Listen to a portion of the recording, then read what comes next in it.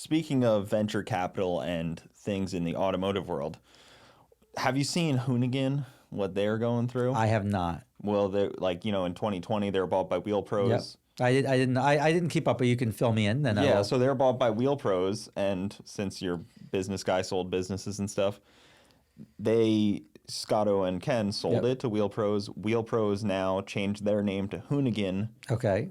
No one originally pretty much works there anymore. Okay. And it's kind of this interesting thing where it's like, is Hoonigan still Hoonigan without Scotto hurt and all those guys? Yeah, I mean, and you're always going to have that. I mean, even like if Ken Block is gone, is Hoonigan going to survive? Yeah. And if you have these, it's Jason Bourne. When like there was how many Jason Bourne movies? Mm-hmm.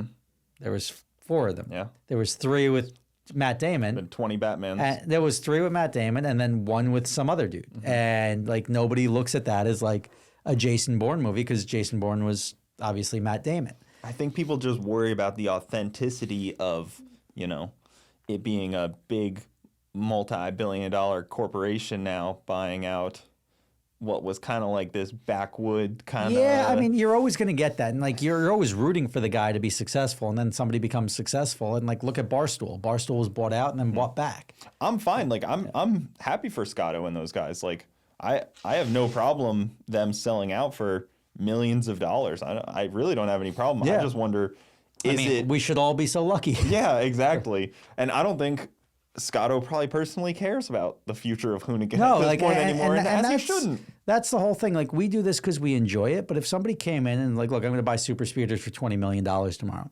Here you go. Yeah. All right, you can never be on camera as Super Speeders brand again. No problem. Like, you do what you got to do. Like, you can turn it into Walt Disney wants to buy it, it's all yours. Like, I've got 0 issues with it because I will go do what I enjoy doing for fun, and I'll rebrand it, do something else if I enjoy continuing to make content. Yeah. Whether it's a podcast, whether it's just other videos on a different platform.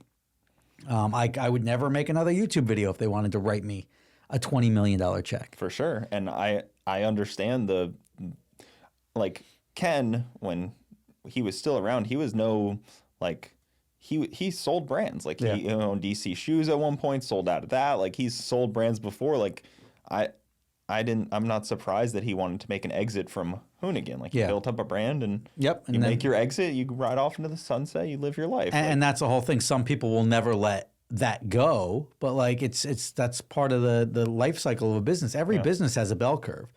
Like, not every business goes like this forever, and even Amazon will eventually not be the leading business in the world. Jeff Bezos talked about that. His job is only to keep it alive as long as possible. Yeah. And he knows it's not going to be alive. And somebody else will come in because there'll be a changing dynamic. And that's or TikTok or something along those lines. And people have to recognize that because, like, at a certain point, Amazon's overhead is going to be, they can't offer it as cheap as somebody else who's going to offer something else cheaper. So, and then the customers are going to be like, oh, well, why am I buying this iPhone from Amazon? Yeah, it's convenient, but this other company's also going to get it to me by tomorrow, and they're going to charge me 30% less. Mm-hmm. And then these creator-run businesses are so tough. Like Hoonigan, of course, is great because it was kind of faceless in a way. But, somebody like Garrett, who I'm very close with, of course, it's not faceless. No, he's a the massive brand, but it is not faceless, really. Correct. So it's tough. How do you navigate that where if you don't pick up the camera that next day, the whole machine stops rolling? And that's a big thing. And I've experienced this too because I had to make a shift because I have 2 kids. My one kid's 11, the other's 7. And you're now about to start experiencing it. So is Garrett. I got a 1-month-old. Yeah, and Garrett's got the same thing. He's got he's 7 about or 8 months. 2 under 2. Oh, so 2 under 2. That's a life changer right there. Because now it's like, Daddy, why are you going away again? Daddy, like it's not, you can't just live this run and gun life and the next time you go to step on that gas, like driving Pikes Peak, you're like, oh, maybe I'll just back it out a little bit. And like what am I gaining by doing this? And it's just part of maturing and getting older. When we're younger, our hair's on fire. And when you have the kids and the family, it's like, is this worth disappointing my kid to go do? So I'll turn down gigs or I'll turn down stuff that I would travel to because, like, all right, you're offering me this much money, but like, I'd rather just go my kid's doing a recital at the school, so I'd rather go watch that than go do this.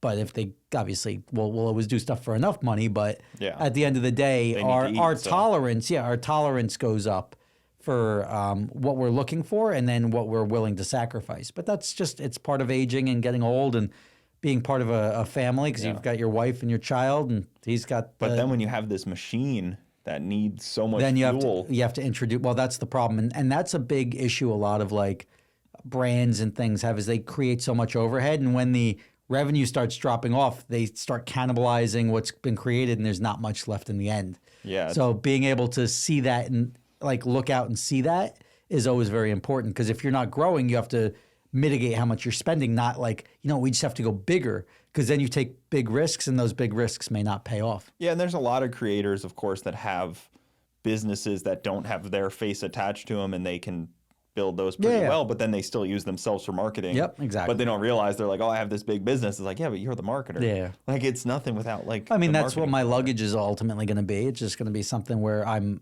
marketing it, and I was talking with Shark Tank about going on Shark Tank. Oh, that'd be cool. But like, it just, I was a little too honest.